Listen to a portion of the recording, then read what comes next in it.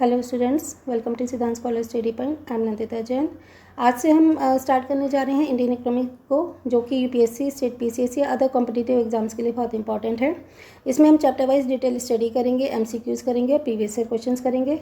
तो वीडियो शुरू करने से पहले हम देख लेते हैं कि हम कौन सी बुक्स से पढ़ने वाले हैं। तो ये अरिहंत की बुक है और स्पेशली डिज़ाइन की गई है यूपीएससी, स्टेट पीसीएस के लिए। ये प्री के एग्जाम्स के लिए है और इसमें 9 to 12 का ओल्ड एंड न्यू सिलेबस पूरा कंप्लीट हम कवर करेंगे। साथ ही हम इस वाली बुक को कंप्लीट करेंगे जो कि अरिहंत की ही एक और बुक है, और ये सिविल सर्विसेज के प्री एग्ज़ाम्स के लिए है और अदर कॉम्पिटिटिव एग्जाम्स के को भी ये कवर कर सकती हैं। इसमें टोटल कवरेज है पूरे सिलेबस की। प्रीवियस ईयर क्वेश्चंस भी होंगे, मोर देन 3000 एमसीक्यूज़ हैं और 5 प्रैक्टिस पेपर्स हैं। साथ ही साथ जैसे ही हमारा कोई चैप्टर फिनिश हो जाएगा तो ये भी ऑल आईएएस पीसीएस के लिए बुक है, यूथ कंपटीशन टाइम्स, बहुत अच्छी बुक है। तो ये 2021-22 की है और इसमें सारे हमारे प्री और मेंस भी क्लियर हो जाएगा। तो इसमें हम करेंगे 50,000 plus objective questions plus 300 question papers. ये बिल्कुल अप टू डेट है, लेटेस्ट है। तो अब हम देख लेते हैं कि हमारा सिलेबस क्या है। सिलेबस में हमारे टोटल 18 टॉपिक हैं। पहले है introduction of economics, national income, economic growth and development, and fourth है हमारा economic planning in India, Indian banking system है, इन्फ्लेशन है, पब्लिक फाइनेंस है। 9th टॉपिक है हमारा इंडियाज़ बैलेंस ऑफ पेमेंट। फिर हम लेंगे इंडियाज़ फॉरेन ट्रेड को, demographic profile of India, agriculture, Indian history, service sector, infrastructure, poverty and unemployment, government schemes and programmes, international finance and economic organisations. ठीक है, तो ये जो कोर्स डिज़ाइन किया है मैंने स्पेशली उन्हीं स्टूडेंट्स के लिए डिज़ाइन किया कर रही हूँ जो कि या तो महंगी कोचिंग अफोर्ड नहीं कर सकते, उनके पास रिसोर्सेज नहीं है, और या फिर उनकी स्ट्रॉन्ग डिज़ायर है बट उनको फैसिलिटीज़ नहीं मिल पा रही हैं। तो वो हमारे चैनल पर बिल्कुल फ्री ऑफ कॉस्ट पढ़ सकते हैं। इसको हम लाइन टू लाइन डिटेल में स्टडी करेंगे। इसके अलावा भी जो ऐसे स्टूडेंट्स हैं जिनका इकोनॉमिक्स का बैकग्राउंड नहीं है और वो इकोनॉमिक्स पढ़ना चाहते हैं, तो 11th और 12th का कोर्स भी हम कोशिश करेंगे कि साथ साथ चलाते रहें, कि जिससे कि आपको बाकी नॉलेज भी इकोनॉमिक्स से कनेक्टेड हो जाए और आपका इंटरव्यू तक का प्रोसेस क्लियर हो जाए। तो चलिए स्टार्ट करते हैं। तो इकोनॉमिक्स पढ़ने से पहले हम इकोनॉमी को पढ़ लेते हैं कि इकोनॉमी क्या होती है। तो इकोनॉमी होती है एक framework in which all economic activity are carried out on the form of investment, production, consumption in terms of the economy. तो ये क्या होता है, एक ऐसा फ्रेमवर्क होता है जिसमें सारी इकोनॉमिक एक्टिविटी की जाती हैं। इकोनॉमिक एक्टिविटीज़ क्या होती हैं? ऐसी एक्टिविटीज़ जो मनी अर्न करने के लिए की जाती हैं उन्हें इकोनॉमिक एक्टिविटीज़ कहते हैं, और जो मनी अर्न करने के लिए नहीं की जाती वो नॉन इकोनॉमिक एक्टिविटीज़ होती हैं। जैसे कि एक मदर है, अगर वो अपने चाइल्ड को पढ़ाती हैं तो वो नॉन इकोनॉमिक एक्टिविटी होगी, लेकिन अगर वो एज ए टीचर स्कूल में पढ़ाती हैं तो उनको वहाँ उनको मनी मिलती है, तो वो उनकी इकोनॉमिक एक्टिविटी होगी। तो इकोनॉमी क्या होती है? एक ऐसा फ्रेमवर्क ऐसा जिसमें ऑल इकोनॉमिक एक्टिविटी आएगी, इनमें नॉन इकोनॉमिक एक्टिविटी नहीं आएंगी। ठीक है, और ये carried out in the form of investment, कि हम इन्वेस्टमेंट करते हैं, प्रोडक्शन करते हैं, कंजम्पशंस करते हैं, तो ये सब हमारी इकोनॉमी कहलाती है। तो इकोनॉमी के टाइप कितने होते हैं, ये बेसिस होती हैं इनके वेरियस टाइप्स पर। तो इकोनॉमी का टाइप है जैसे कि on the basis of management, on the basis of development and on the basis of trade. On the basis of ownership या मैनेजमेंट पे देखें तो ये 3 टाइप्स की होती है, कैपिटलिस्टिक इकोनॉमी, सोशलिस्टिक इकोनॉमी और मिक्स्ड इकोनॉमी। अगर हम बेसिस ऑफ डेवलपमेंट की बात करते हैं तो अगेन ये 3 टाइप्स की होती है, developed economy, developing economy and less developed economy. और अगर on the basis of trade, business के पॉइंट ऑफ व्यू से देखें तो ये ओपन इकोनॉमी और क्लोज इकोनॉमी। तो चलिए अब इसको एक एक करके स्टडी करते हैं। On the basis of ownership and management of the resources क्या होते हैं कि on the basis of ownership and management resources economics can be classified into capitalistic economy, socialistic और मिक्स्ड। तो सबसे पहले देख लेते हैं कैपिटलिस्टिक क्या होती है। कैपिटलिस्टिक में जो भी सारा फ्रेमवर्क होता है, जो भी ऑपरेशन होता है, जो प्राइस मैकेनिज्म होता है, किस चीज़ के कितने प्राइस होंगे, क्या होगा, बायर्स और सेलर्स के बीच में कितनी गुड्स एंड सर्विसेज किस रेट पर प्रोवाइड करवाई जा रही हैं, बॉट और सोल्ड की जा रही हैं, कौन बायर्स जिस रेट पर खरीदने के लिए रेडी है और सेलर जिस रेट पर अपनी गुड्स को सेल करने के लिए रेडी है। तो ये सारी चीज़ें, उनका प्राइस क्या होगा, ये कैपिटलिस्टिक इकोनॉमी में सारा प्राइवेट सेक्टर डिसाइड करता है। इसमें जो गवर्नमेंट है वो बिल्कुल भी इंटरफेयर नहीं करती। तो the means of the production of the capitalistic economy are control by the private owners of capital who operate the their private profit and gain. तो इनका मेन मोटिव क्या होता है कि प्रॉफिट या गेन करना, क्योंकि जितना ज़्यादा प्रॉफिट होगा उतनी ही ज़्यादा गुड्स सप्लाई करने के लिए सेलर तैयार होगा, ठीक है। और जितना कम प्राइस होगा उस पर ख़रीदने के लिए बायर तैयार होगा। तो फिर प्राइस मैकेनिज्म अपने आप ही डिसाइड कर देता है कि कोई चीज़ कितने की बिकेगी या ख़रीदी जाएगी। जिस पर बायर बाय करने के लिए रेडी है, सेलर सेल करने के लिए रेडी है, उस पर वो प्राइस फिक्स हो जाता है, ठीक है। और इसमें जो है वो गवर्नमेंट का इंटरफेरेंस बिल्कुल नहीं होता। United state of America, United kingdom, ये कैपिटलिस्टिक इकनॉमी के एग्जांपल्स हैं। बात करते हैं सोशलिस्टिक इकनॉमी की, तो ये कैपिटलिस्टिक इकनॉमी से बिल्कुल ही अपोजिट होती है, डिफर होती है। इसमें जो भी एक्सिस्टेंस है ना, किसी भी गुड्स एंड सर्विसेज कितनी होंगी, उनका प्राइस लेवल क्या होगा, यह सारा एंटरप्राइजेस किस हिसाब से चलेगा। तो इस पर सारा का सारा जो होल्ड होता है वो गवर्नमेंट का होता है। तो in the place of free operation of the market forces, the socialistic economy depends on the state planning of production and distribution, कि कितनी चीज़ें बनाई जाएंगी, किस तरह से किस में लोगों में वो प्रोवाइड करवाई जाएंगी। तो ये हो जाता है socialistic economy. China and Russia are the example of socialistic economy. वैसे देखा जाए तो आजकल पूरी तरह कोई भी इकनॉमी सोशलिस्टिक नहीं है, लेकिन अगर फिर भी हम बात करते हैं तो ये नियर अबाउट हैं चाइना और रशिया, जो सोशलिस्टिक इकनॉमी के रूल्स को फॉलो करते हैं। थर्ड तरह की इकनॉमी आती है mixed economy. Is in this type of economy some of the important enterprises engage in the production are owned by the government but other enterprises have private owners, ठीक है। तो ये दोनों सोशलिस्टिक इकनॉमी और capitalistic economy का mixed होती है, इसलिए इसका नाम ही मिक्स्ड इकनॉमी है। तो इंडिया एक इसका बहुत अच्छा एग्जाम्पल है। इसमें कुछ जो प्रोडक्शन के फैक्टर्स हैं उस पर होल्ड होता है गवर्नमेंट का और कुछ पर होता है प्राइवेट ओनरशिप। जैसे कि हमारे इंडिया में कुछ स्कूल्स हैं प्राइवेट हैं, कुछ गवर्नमेंट के हैं, कुछ हॉस्पिटल्स प्राइवेट हैं, कुछ गवर्नमेंट के हैं। तो इसमें गवर्नमेंट और प्राइवेट साथ साथ चलते हैं। तो ये हमारी हो गई ऑनरशिप के बिहाफ पर 3 टाइप्स की इकनॉमिक्स। तो अगर हम इंडिया के मॉडल की बात करें तो इसको भी पढ़ लेते हैं। In India there are 3 sectors in the harmony, private sector, public sector and joint sector, ठीक है। तो हमने कहा कि पब्लिक सेक्टर यानी कि गवर्नमेंट का होल्ड होता है, प्राइवेट सेक्टर, लेकिन जॉइंट सेक्टर भी है। इसमें गवर्नमेंट और प्राइवेट सेक्टर दोनों मिलकर भी काम कर सकते हैं। तो joint sector jointly run out the government and private, at least 51% ownership belongs to the state. तो इसमें 51-49 की ऑनरशिप हो जाती है। फिर है Government can regulate and direct the working of the private enterprises in India to safeguard public interest through different provisions of the law, ठीक है। तो इसमें गवर्नमेंट का 51% शेयर होता है, 49 प्राइवेट सेक्टर होता है, तो वो जॉइंट सेक्टर कहलाता है। तो इंडिया मिक्स इकनॉमी तो है ही, साथ में सिर्फ गवर्नमेंट में और ये प्राइवेट सेक्टर में ही नहीं बटी हुई, ये जॉइंट सेक्टर को भी लेकर चलती है। अब हम पढ़ लेते हैं on the basis of development. Development के बेस पर भी ये 3 टाइप्स की होती है। पहली है डेवलप्ड इकनॉमी। इसमें होता है कि it is also called the industrialised economy. This economy have advance technological infrastructure and diverse industrial and service sector. तो countries which have been industrialised being long time like USA, UK, France, Japan, Korea and other newly industrialized countries of Asia are example of the developed economy। तो पूरी तरह से जो developed हो चुकी हैं जैसे कि USA, UK, France, Japan, Korea या ऐसी कंट्रीज़ जहाँ पे इंडस्ट्री सेक्टर बहुत इंडस्ट्रियल सेक्टर कौन सा होता है, सेकंड सेक्टर होता है, जिसको भी हम पढ़ेंगे। तो ये अगर बहुत तेज़ी से ग्रो कर रहा है तो वो होती हैं डेवलप्ड कंट्री। इसमें पूरा तरीके से विकास हो चुका है। डेवलप मतलब विकास हो चुका है, इनको विकसित अर्थव्यवस्था कहा जाता है। फिर होता है developing country economics. In this type of economy the modern industry sector keeps increasing in size of the traditional agriculture और रूरल सेक्टर कीप्स श्रिंकिंग। तो इसमें क्या होता है कि जैसे कि 3 सेक्टर्स होते हैं, ठीक है। कौन सा? Primary sector, secondary sector and tertiary sector. Primary sector में सारा एग्रीकल्चर आता है और ज़्यादातर रूरल सेक्टर में ही होता है एग्रीकल्चर। फिर होता है इंडस्ट्री सेक्टर जो थोड़ा सिटीज़ में टाउन्स वगैरह में होता है। और फिर होता है एक टर्शियरी सेक्टर जिसमें सारी सर्विसेज प्रोवाइड कराई जाती हैं। तो डेवलपिंग इकोनॉमिक्स वो होती हैं जहाँ पे रूरल या एग्रीकल्चर सेक्टर थोड़ा सा श्रिंक हो रहा होता है और इंडस्ट्री सेक्टर ग्रो कर रहा होता है। It has a low socio-economic indicators and moderate human development index is compared to the developed countries. China and India as the example of the developing countries.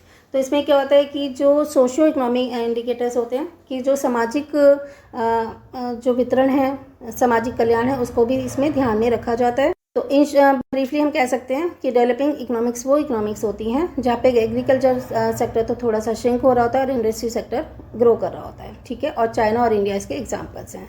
अगर हम बात करते हैं लेस डेवलप्ड इकोनॉमी की, तो according to the United Nations this type of economy include developing economics are exhibited the lowest indicator of socio economic development. तो इसमें socio economic development बहुत ही लो होता है, ठीक है। इसको LDC कहा जाता है। LDC मतलब लीस्ट डेवलप्ड कंट्रीज़, ठीक है। इसमें बहुत कम डेवलपमेंट होती है।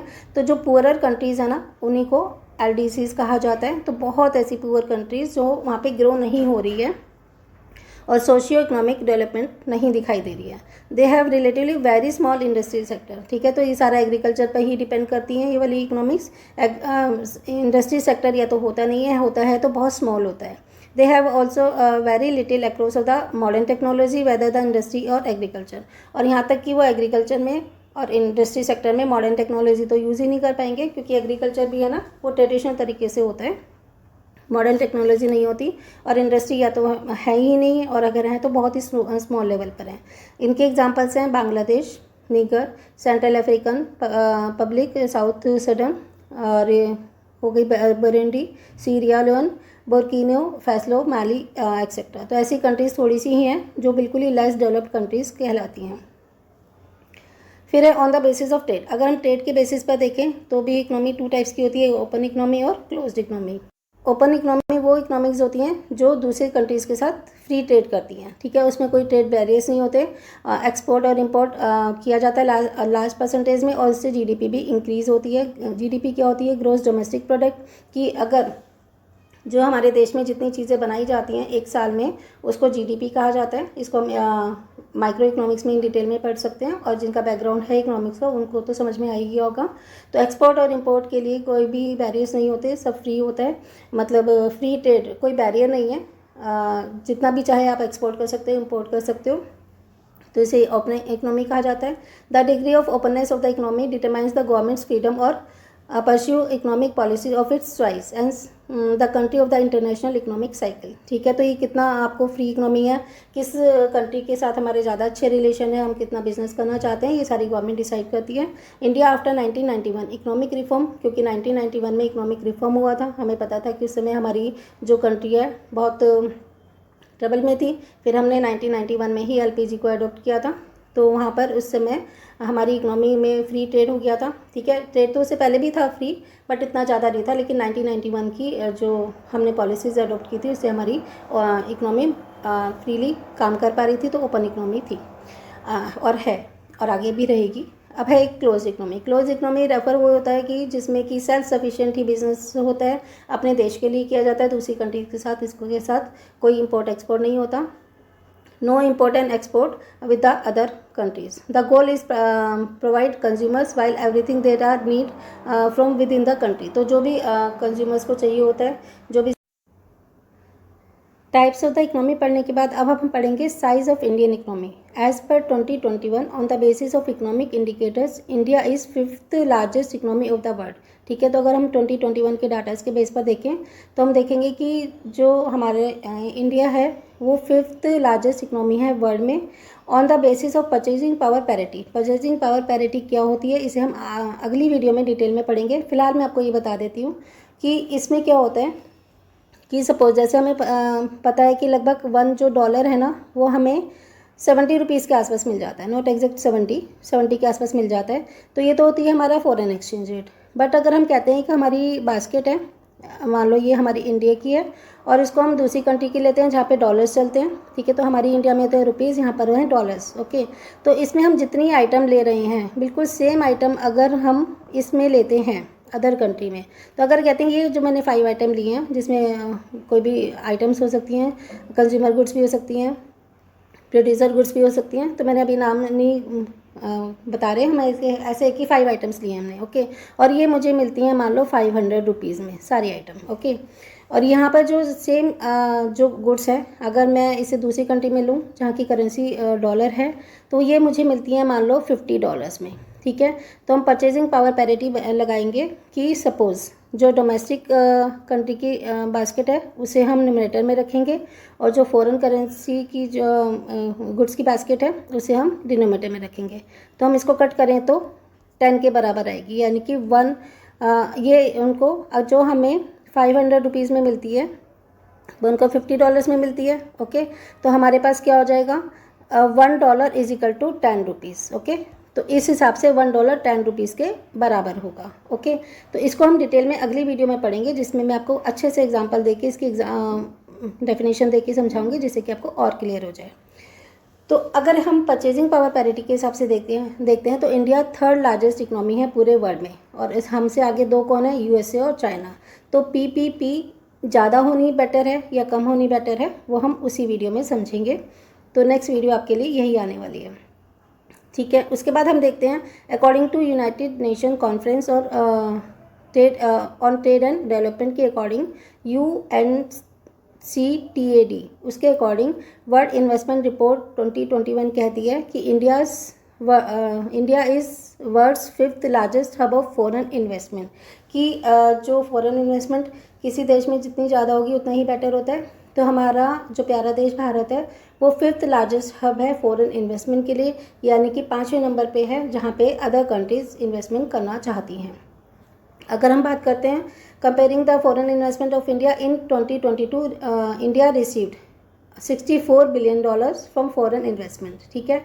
तो हमने देखा कि हमने 2020 के डाटाज़ के अकॉर्डिंग हमारे इंडिया में $64 बिलियन का इन्वेस्टमेंट हुआ था, फॉरेन इन्वेस्टमेंट, जो कि बहुत अच्छी बात है, और जो कि 2019 से 27% ज़्यादा था, ठीक है। तो 2019 में जितना भी था उसका 27% इंक्रीज़ होकर जो 2020 में हमें फॉरेन इन्वेस्टमेंट मिला वो था $64 बिलियन। अगर हम बात करते हैं जीडीपी की, तो जीडीपी को ज़्यादा हमेशा कांस्टेंट प्राइस पर ही निकालना चाहिए। अब कांस्टेंट प्राइस, करंट प्राइस, ये हम माइक्रो वाली वीडियो में देखेंगे। जो इकोनॉमिक्स का बैकग्राउंड वाले स्टूडेंट्स हैं उनको तो पता होगा, जिनको नहीं पता उसको हम हमारी 11th की वीडियोस देखना, वहाँ पे हम सारा देखेंगे कि जीडीपी को कैसे कैलकुलेट किया जाता है, कांस्टेंट प्राइस और करंट प्राइस पर कौन सा बेटर होता है। तो अगर हम मान के चलते हैं जीडीपी कांस्टेंट प्राइस पे लेते हैं, मान लो हमने कर लिया कि 2015 को कांस्टेंट मान लिया, ठीक है, 2015 को कांस्टेंट मान लिया, और हम निकाल रहे हैं 2020, 22 या 21 की 20 और 21 की। तो इसमें हमारा जो जीडीपी था वो 135.13 लाख करोड़ था, जो कि अच्छा है, लेकिन अभी हमें आगे बहुत ज़्यादा प्रोग्रेस और करनी होगी, ठीक है। तो हम अब करंट प्राइस पे क्यों नहीं जीडीपी निकालते, जिससे कि कई बार क्या होता है सिर्फ इन्फ्लेशन की वजह से ही प्रोडक्शन इंक्रीज़ हुआ होता है।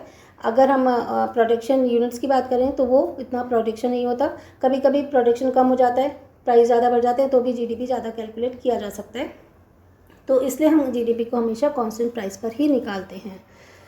तो ये करने के बाद हमारा जो नेक्स्ट टॉपिक होगा पीपीपी, तो हम करेंगे ही, साथ में हम इकोनॉमिक्स को पढ़ेंगे। अभी तक तो हमने क्या पढ़ा कि how many types of the economy, तो हमने एक बार रिकॉल कर लेते हैं कि हमने क्या क्या पढ़ा है। हमने पढ़ा था कि टाइप्स क्या होती हैं इकोनॉमिक्स की, on the basis of ownership and management, on the basis of development and on the basis of trade, ठीक है।